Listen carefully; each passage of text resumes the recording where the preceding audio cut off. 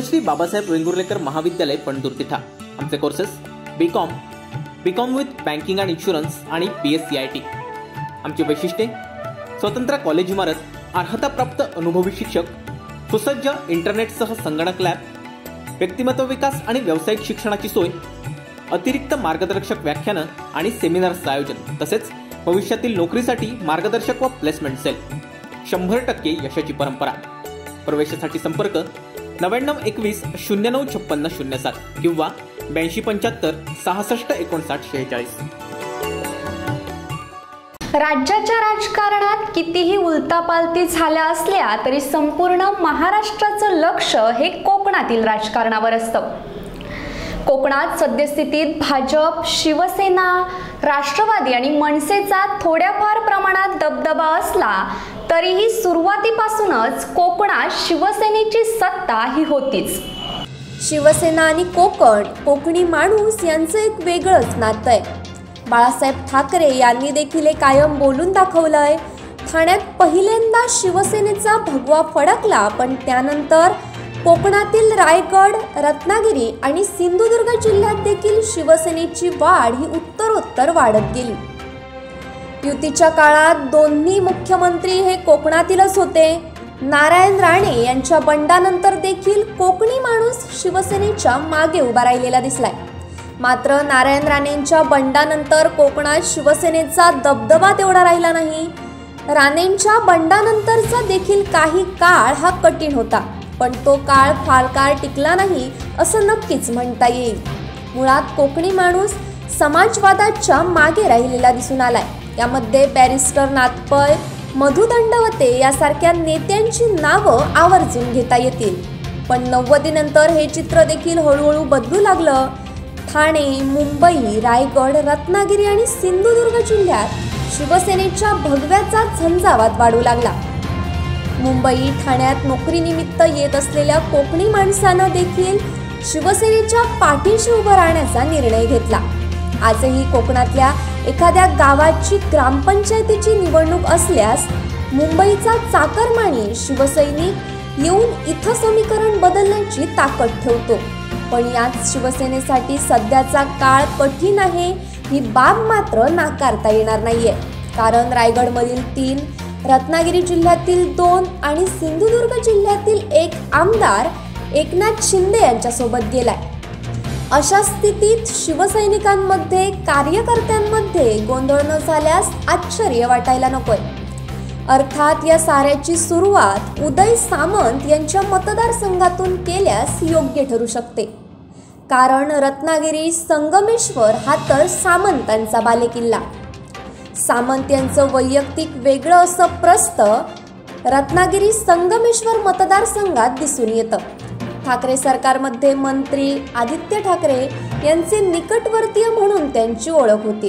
पण असं असून सुद्धा सामंत यांच्या बंडामुळे शिवसेना चांगलीच हादरली आहे। कारण कोकणात शिवसेनेचा मेरू आधीपासूनच होता आणि आता सामंत यांच्या बंडामुळेच तो खचून जाण्याची शक्यता होती। दरम्यान सामंत यांच्या सलोख्याची माणसं त्यांच्या मतदारसंघात असल्यामुळे सामंत यांचा हा बंड कोकणातील शिवसेनेच्या सत्तेला खिंडार पाडणारच आहे।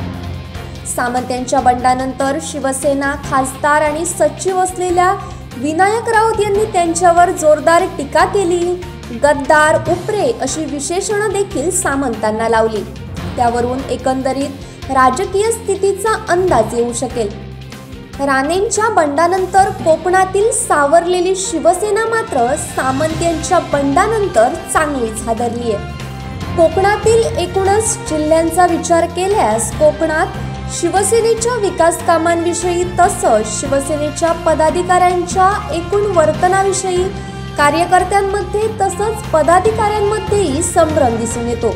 या साऱ्या बाबी असताना शिवसेनेच्या दुसऱ्या फळीतील नेते कुठे आहेत?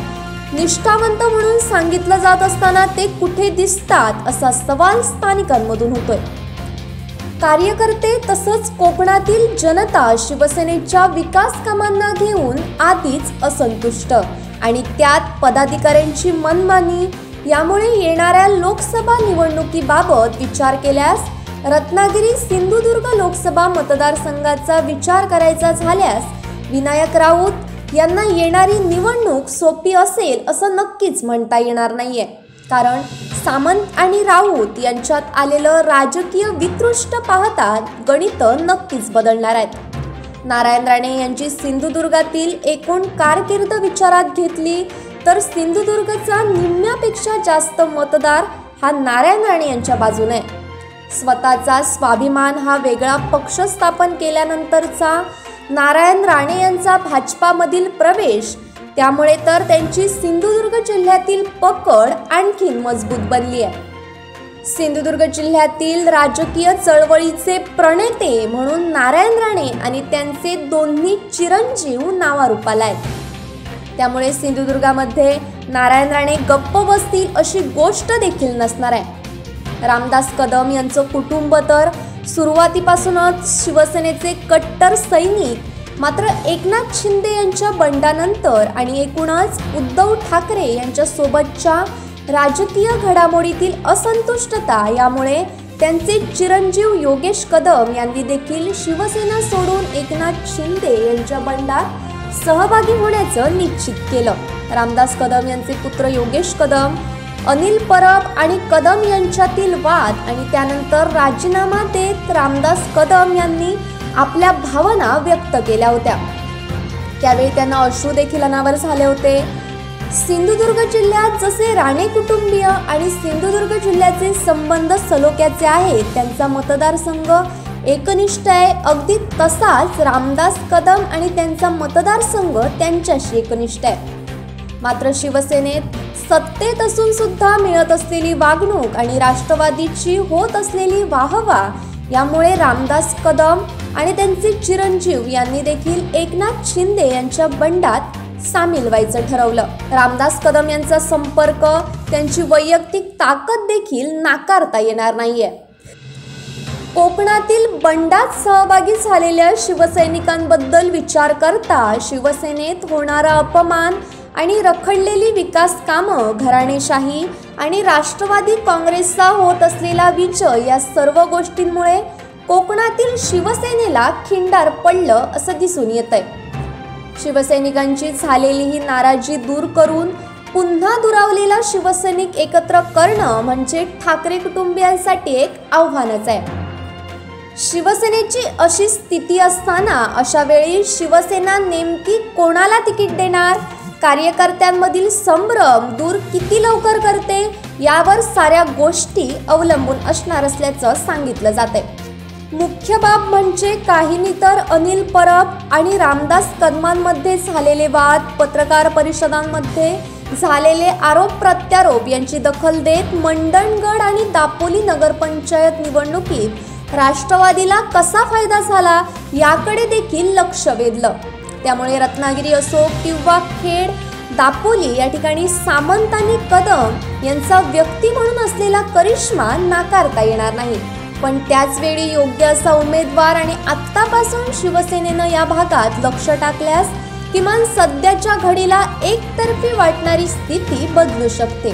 सिंधुदुर्ग जिल्ह्यातील सावंतवाडी दोडामार्ग या मतदारसंघातील दीपक केसरकर देखील एकनाथ शिंदे गटात सामील झालेत। सध्या केसरकर एकनाथ शिंदे गटाचे प्रवक्ते असून पत्रकार परिषदांमधून देखील एकनाथ शिंदे गटाची बाजू जोरदारपणे मांडताना दिसून येत आहेत। केसरकर यांची एक वेगळी अशी ताकद आहे। राष्ट्रवादीमधून दीपक केसरकर शिवसेनेत आले। सद्यस्थितीत शिंदे गटातील केसरकर आणि भाजपचे आमदार नितेश राणे हे सिंधुदुर्ग जिल्ह्यातील दोन कट्टर आणि तितक्याच ताकदीचे नेते आहेत। केसरकर यांनी बंड पुकारल्यानंतर असं वाटलेलं की त्यांचा बालेकिल्ला असलेल्या सावंतवाडीमध्ये तरी त्यांच्या या बंडाचं समर्थन होईल, मात्र सिंधुदुर्ग जिल्ह्यातील केसरकर यांच्या मतदारसंघातील गोष्ट पाहता केसरकर यांचे सावंतवाडीतील मतदारसंघातील सहकारी आणि एकूणच कार्यकर्ते यांमध्ये कमालीची नाराजी व्यक्त होताना दिसून येते। केसरकर यांच्या विकास कामांबद्दल त्यांच्या मतदारसंघात नाराजी असली तरी देखील सद्यस्थितीत राजकीय पातळीतील त्यांची बाजू शिंदे गटाचे प्रवक्ते झाल्यानं बऱ्यापैकी मजबूत झाली आहे। त्यामुळे सिंधुदुर्गातील सावंतवाडी मतदारसंघाचे आमदार दीपक केसरकर यांनी बंडखोरी करत एकनाथ शिंदे गटात सामील झाल्याचा त्यांना फटका बसू शकतो। मात्र आगामी काळात ते विधानसभा निवडणुकीत न लढवता लोकसभा निवडणुकीत लढण्याची शक्यता त्यांनी बोलून दाखवली आहे। सावंतवाडी मतदारसंघात शिवसेनेचे मताधिक्य ठरलेलं असल्यानं दीपक केसरकर यांना विधानसभा निवडणुकीत फटका बसू शकतो। मात्र सद्यस्थितीत मुख्यमंत्री एकनाथ शिंदे आणि उपमुख्यमंत्री देवेंद्र फडणवीस म्हणजेच भाजपा आणि शिंदे गट यांमधील सलोखा पाहता केंद्रीय मंत्री नारायण राणेंच्या माध्यमातून किंबहुना नारायण राणे यांच्या पाठिंब्यानं जर केसरकर यांनी ही निवडणूक लढवली तरच त्यांचा विजय शक्य आहे।